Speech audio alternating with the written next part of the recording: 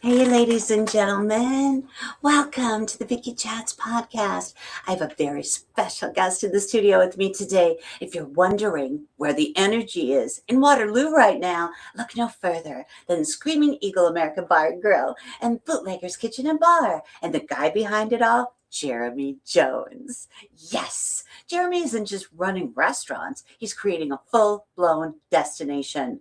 From busy lunch rushes to packed nights, live music, open jams, and creative events, he's helping bring downtown Waterloo to life in a very big way.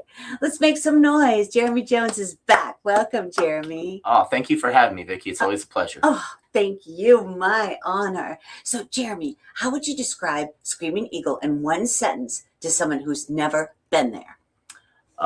It's the liveliest, funnest bar in Waterloo.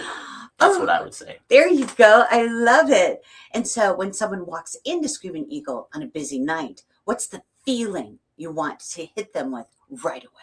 Very simple. I want the first thought in their head to be like, wow, this is going to be a fun night. Yes, there you go. Wow, I love it. Fun night. Screaming Eagle has really become known for live music and Wednesday open jams. Did you always envision it as the music hub, or did that evolve naturally?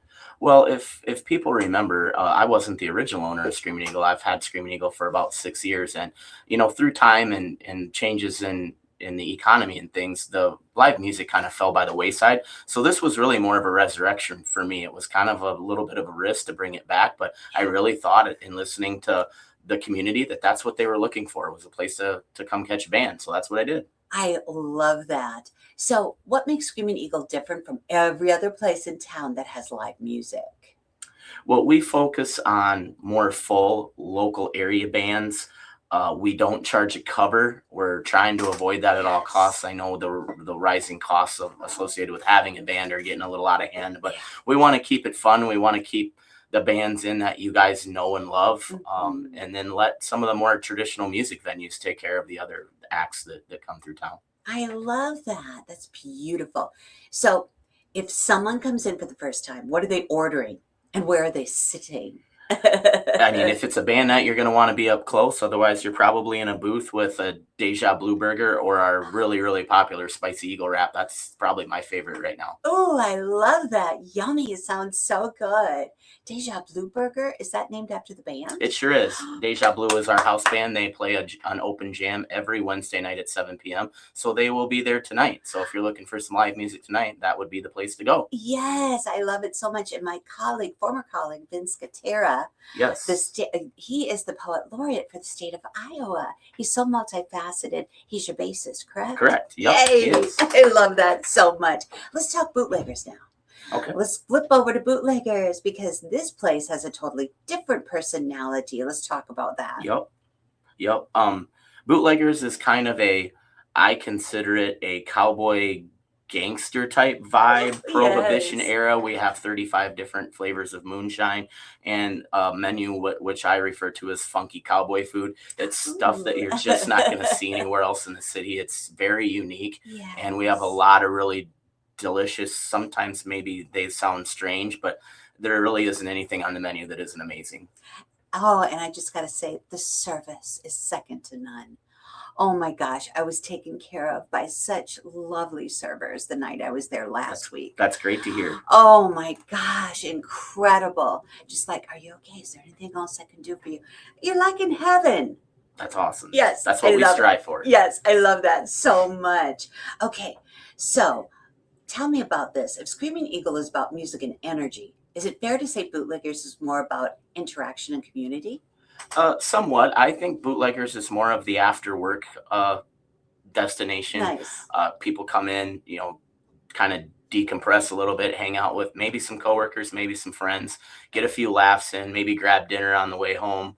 And it's just that vibe where everyone just comes and like bellies up and has a good time. You can hear people laughing right when you walk in the door. It's really, really cool. I love it. Yeah, and Bootleggers to me feels like organized chaos in the best way possible. You've got themed nights, meat raffles. Where do these cool ideas come from? Well, I I like just scour the internet, go on social media and see what some of the other establishments are doing, not necessarily just across the state, but across the Midwest. And what Wow. are they doing that are attracting people? Yeah. And can we do that here? And we're trying to find things that just don't exist anywhere else in town. For example, this meat raffle we just did on Yeah. Saturday, we had a Yeah. great turnout.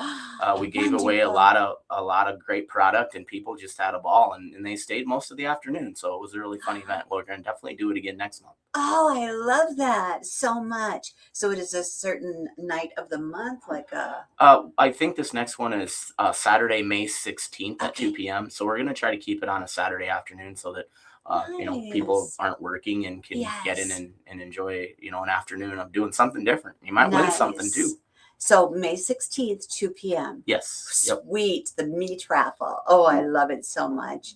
So first timer walks into Bootleggers. What are they Mhm. ordering and what are they jumping into? Well, like I said, people love to belly up to the bar. We've got great bartenders that are extremely entertaining, or they're going to grab a booth and, probably grab a shot of one of those 35 flavors of moonshine, maybe an appetizer like our shotgun shells or our fried green tomatoes. And then, of course, my favorite I'd suggest everybody is the Ruckus BLT, which is a flatbread Yes. BLT that we added chicken to. And instead of the traditional tomato, we put a fried green tomato on it. So it is definitely unique and absolutely Yes. delicious. So I Oh, would recommend everybody try one. it's my favorite item on the menu. And that flatbread isn't like any flatbread I've tasted. It's so savory. And I don't know how you Hmm. do that, but you've got it going on with that one. Well, I'll never tell. I'll never tell. Yeah, there you go. You can't tell. I love it. So you're not just running bars, you're shaping an experience. When someone walks into Bootleggers or Screaming Eagle, what do you want them to feel immediately? I want them to feel welcome, and I want to feel them to feel like they're being taken care of. Yes. You're never going to have the best food in town as a restaurant because things evolve so much. But I can strive to have the best customer service, and that's what I Yes. really, really push with when training our staff and stuff. Is we got to really get to know our guests, let them get to know us, Yes. and be a familiar face when they come in, and just really feel like there's somebody special. Exactly. And let's talk about tonight, your Veterans Appreciation Dinner. What Yeah. does this event mean to you personally, and why was it important for you to make it happen? Well, I recently became a member of the American Legion as a non-veteran member a few months Nice. ago, and I Nice. saw some of the events they were doing, and we're talking to some of the employees, and a lot of those employees are volunteers, Yes. and they talk about some of the older veterans not necessarily having the finances, the capabilities to come out and have a meal. They Right. scrape by and they're eating at home, and I Mhm. just wanted to provide a meal to get people out. It's tax day, so maybe they're Yes. stressed out, and Right. some camaraderie. Veterans just have that link to each other when they meet each other. So I thought it'd be great. I'm told there's going to be over 100 people there tonight. So when I get done here, I'm going to start cooking. Oh, I love that. And it's absolutely free. Yes. Free will offerings will be accepted and encouraged. Yes. Yes. So it's at the American Legion Post 138 from 5:30 to 7, free for all veterans and their families. Oh, I love that so much. It's beautiful. So, what's one risk that you took that really paid off and one that didn't? Uh, I think the one that paid off the most in general is probably going back to the live music at Screaming Eagle. I think that Yes. that's something that the community really wanted. I think that's what, especially the older folks, that's what they seek out. And once in a while we'll have a party bus as college students come in, and they're just loving it because they don't really Yay. necessarily get to see much for like local live music cover bands and things Of like that in the Cedar Valley. course. Probably a risk that maybe didn't work out were just some of the different events we've tried, like Mhm. the bingo and the Yeah. trivia. It just Yeah. seems like the Cedar Valley is so saturated with some events that Sure. we were maybe late to the game. So we're Yeah. looking just for new events to do to kind of take up the time, especially during the week. Right. So you've created momentum downtown. What's been the key to getting people not just to show up once, but to keep coming back? Well, I think it's our customer service. Once again, Yes. we have a Yes. lot of longer term employees. I was Mhm. just telling someone the other day, I think the newest employee at Screaming Eagle has been with us for at least a year. So Wow. having those familiar faces that they see every week, the Wednesday night jam, it's the same three staff taking care of the people out on the floor, and the same bartender literally every Wednesday. So we've all just Sweet. become family, and that's just a really cool thing that you don't see in very many locally owned restaurants. It's just the turnover sometimes gets a little out of hand, and it's really just taking care of our people and getting to know the guests and them getting to know us. Yes. And every growing business has pressure points. What's been the most challenging part of scaling and what you're building right now? Well, because I own both my businesses in downtown Waterloo, I think Yes. it's getting people who don't necessarily come to Waterloo or are from Waterloo to realize that downtown really is a fun, safe place to be. It's a Yes. little different vibe than you'll see in, some of the other bigger towns or even Cedar Falls, but it is getting to be a very vibrant and very entertaining downtown. We've got great nightlife. I have live music going on usually every single weekend. It's just a fun place. We got a lot of bars that have pool tables and dartboards and some really great food. So I highly recommend someone come down and just check out downtown for an evening, and you'll be pleasantly Yes. surprised. Yes. So, how do you decide what ideas are worth pursuing and which ones to let go of? It's just really trial and error. Yeah. I'll usually come up with an event, or I'll maybe try to mimic somebody and say a dive bar in Wisconsin might be doing something cool. I'll just try to do it for a month or so, and if it doesn't work, then I'll move on to something else. Get marketing these events are really the key. It's Yes. getting people to know where you're at and what you're doing. Right. Right. You're blending food, music, and community. Do you see yourself more as a business owner or as someone building culture in Waterloo? Well, I really consider myself a business owner. Obviously, Yes. we're a for profit. Our businesses are Yes, both of for profit. course. I kind of really lean on the downtown Main Street Waterloo and Experience Waterloo to kind of build the culture, and they've done a pretty good job building the culture. I just Yes, they need have. to support that build, and that's Yes. what we intend to do. I love that. So, what's one risk you took that really paid off and one that didn't? Um, Definitely the live music, like I said before, that is the key. That's what really paid off for us at Screaming Eagle. And then, over at Bootleggers, it's just we do live music over there. Generally every Friday is a guarantee. We have an open mic night on Tuesday. That's really Mhm. worked. But, then as I said, some of these events like the trivia and the bingo, they're oversaturated, and we just moved on from them because I think we just came to the game a little bit too late. But we'll have some Exactly. really fun events coming up in the next couple months. Yes, and Screaming Eagle has really become known for live music and that Wednesday night open jam. Did Yeah. you always envision it as the music hub or did that evolve naturally?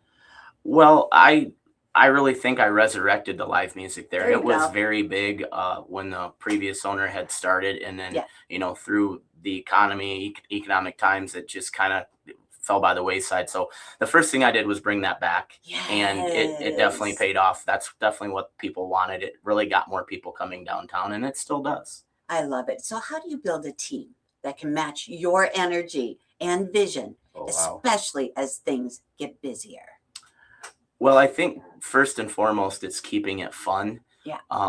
making sure that we don't keep toxic personalities on board if Right? they're really causing problems. Yeah.